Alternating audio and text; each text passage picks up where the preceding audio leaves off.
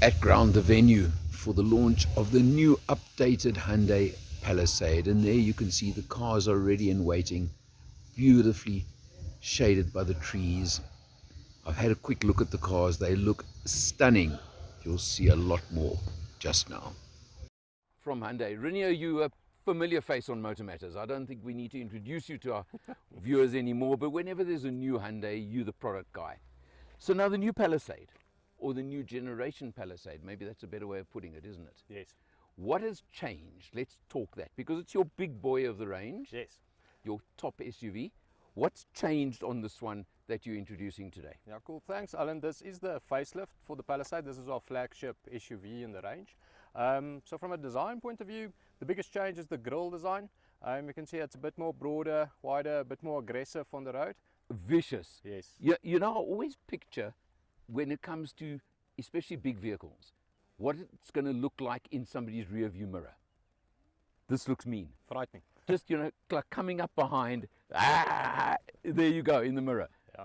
No, it does. It comes in this black chrome, and it's obviously seamlessly integrated with the lights, the new LED and dual headlights. Right. It's obviously all LEDs. There's a bit of a bumper design change as well.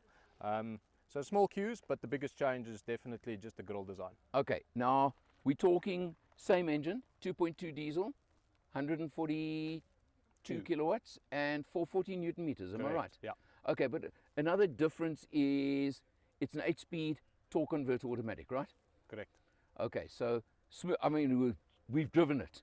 It is so smooth. It is amazing. I mean, this is comfortable, this is luxury, this is smooth. Yeah. Let's just take a walk around the side. There are no real design changes, right?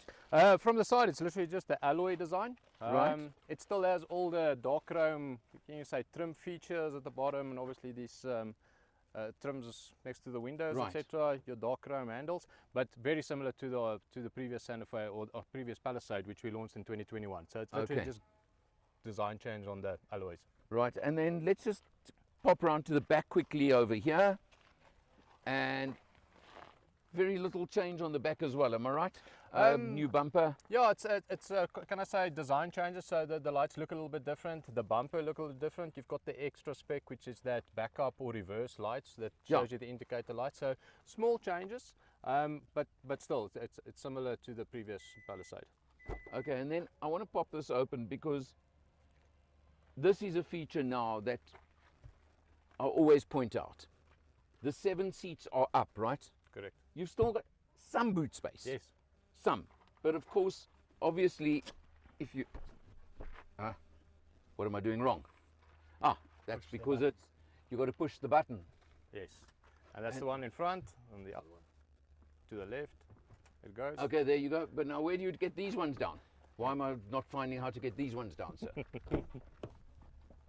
Aha. Let's just move these forward. Right. So you've got the... Yeah, you've got the... Okay. You can make it into a 5-seater. You can make it into a 5-seater or even a 2-seater. How's that? Yeah. So you've got all your different configurations, but what I want to show is just picture if the middle row seats are up. That's called a boot. Correct. That is a boot. And I think that's important to know. There you go. You get 7 or 8-seater configuration. We'll show the inside in a minute. We're in a 7-seater, so you've got the captain's chairs, the middle row. Yeah, it's a bit more comfortable for that second row. Well, obviously, if you want 8 passengers, which you can clearly take, obviously the bench is also in the middle, good. But I mean, I would certainly want that one. And you just pop that down, and there you go. Renier, let's have a look inside. Out on the road in the Hearties area now. Michael driving us over there. Colin, familiar face here on Motor Matters. You're in the passenger seat at the moment. Funny. How's it? And Leadfoot is even with me as well. I'm not driving, so I'm not Leadfoot. Thank goodness for that. Today I'm passenger will. Well, you're passenger for now. We've still got. Oh no, we've still got to allow for you to drive. But is there any fuel left, Michael? I could use as much as possible. But Will and I are in the middle row of seats, and in the 7-seater version, that means we're in a pair of captain's chairs. Very, very comfortable, Will. Captain? I know you're hanging on for dear life over there. First mate. We won't say anything about that. No, this is just a comfortable position. But what is nice over here look is how much legroom I've got. You've got controls here for the aircon, for seat heating and cooling. 69,9. Yeah, 69. Turn left. You got all these things over here, seat heating and cooling and everything else for the middle row, and there's even aircon for the back as well. So you got all these features on the car. And if you'd stop chirping in the meantime, I could actually get this video done properly. Show them the aircon in the Aircon vents in the roof. We're gonna do a full thing as well. There's also a double sunroof on this vehicle, a big section above the passenger compartment and a smaller one that does also open above the drivers and the front seats. You got shades for the side windows. You got all these sort of features. It's certainly designed very much for the family. 12-speaker upmarket sound system. Infinity. Yeah, all of that. So we'll have a good look at more features just now. Okay, well, I've moved into the rearmost seats right now, and I must say I'm pretty impressed. The middle seat is set as far back as it goes. I've still got some leg room, and check here. What's most important, I can sit here with my hat on. I've got enough headroom. I've even got, if I can just get them to open, but there are aircon vents in the roof. There we go. Aircon vents in the roof above me. So I've got my fresh air over there, and USB-C for either side at the back here as well. So I've got to tell you that all I would actually do is just lift that headrest, and it's seriously not a bad place even for an adult. So I really think it would do very, very well for kids riding right at the back over here.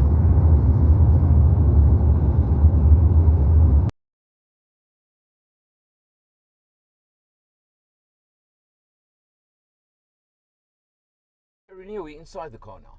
I mean, it's comfortable, it's luxurious. Also, what I noticed on the road, I've got to just mention, is how quiet it is in the cabin. Yes, correct. That's what I actually wanted to say with you when you were talking about the engine, the 2.2. Right. Yeah. You can hardly hear it. No. It's a diesel and it doesn't even sound Doesn't like that. behave like one, that's No. for sure. Okay, you've got full digital instrumentation in front of you now. Yes, that's an upgrade from the previous model. Okay. It's obviously gone digital. Finally, we got it on the Palisade as well. We've got it in some of our other vehicles like the Santa Fe and Tucson. Right. So finally, with this facelift, it's available. Okay, and then let's just point out some of the upgrades more than anything. You've obviously got active cruise control, emergency braking, all those sort of features you've got, right? Yeah. One of the ones I thought was quite fun was that passenger talk, Yeah. where I can now chirp, and the backseat passengers, like Leadfoot, who's filming us, should be able to hear me even more clearly, and I can tell him to behave himself for a change. Yeah, I always want to say this is a soccer mom function. You've got the kids right at the back, and you can clearly hear through Yeah. the speaker system at the back when I speak here at the front. So it's a nice little feature when you've got a full car. Absolutely. So I mean, I just had to play with that one quickly.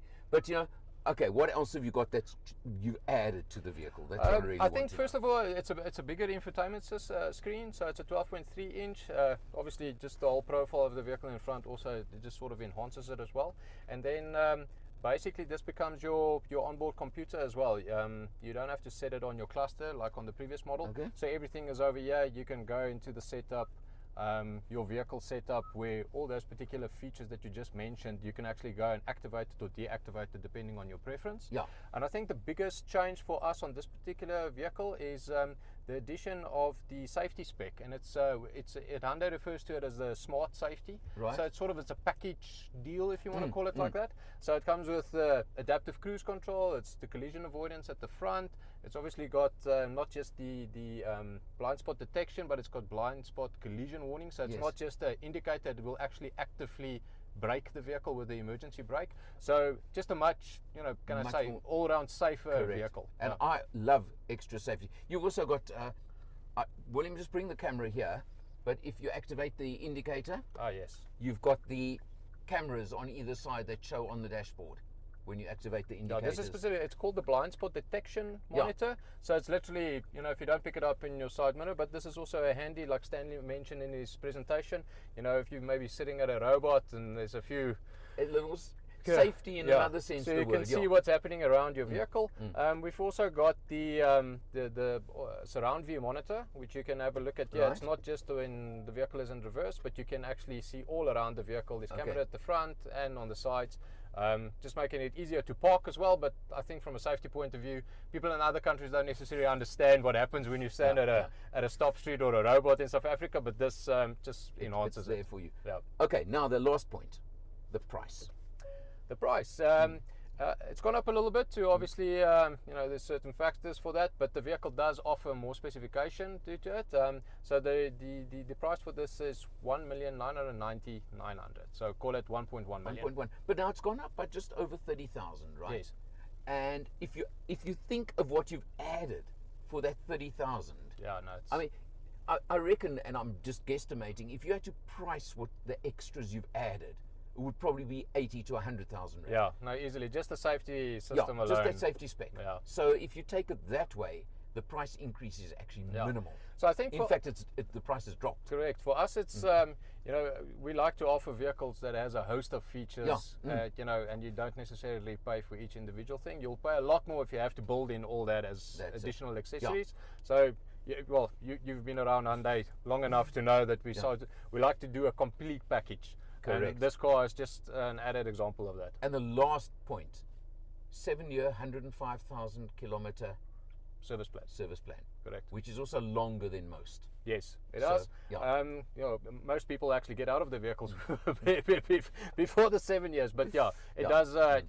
Depending on what how long you want to take the vehicle, etc., it sort of caters for the majority of people out there. Yeah. Renier, thank you, sir. Thank you, Another Alan. good launch. Yes. And you know what? You're so familiar. What I'm going to say is, for Motor Matters, he's Renier Lowe. I'm Eleanor. See you next time. Hey, guess who's driving again? Colin, welcome back.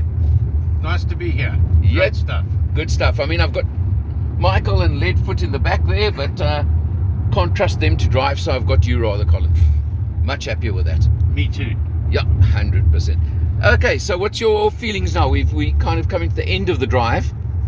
What can you tell me on the car, Colin? Again, it's nice and smooth. I would like to see a bit more power developed from this engine. Yeah. It's just, if it's fully loaded, it's going to be a little bit hard working up here at the reef altitude, but it travels nicely, irons out the bumps nicely. Well, we're about to hit some speed bumps now, so let's see what happens. All right. They're pretty harsh ones as well, so let's just put that. But overall, I mean, look, it's a 2.2 diesel, so it's not built for outright performance, but it's also fairly economical. I mean, we're averaging 7.9 litres per 100 for the morning's drive. It's not too bad. That was thanks to me. Yeah, it would have been 6.9 if it wasn't for you. It's a touring vehicle. It's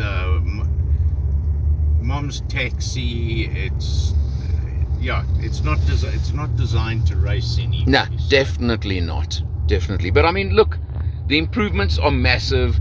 What I appreciate is always when there's more safety spec on any car, and they've added all the safety gizmos now, the modern ones to it.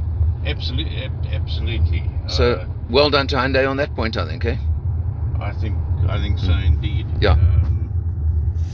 All right, thanks, Colin. Thanks, guys in the back. Okay, especially for keeping quiet for once, so William. And that's it on the road.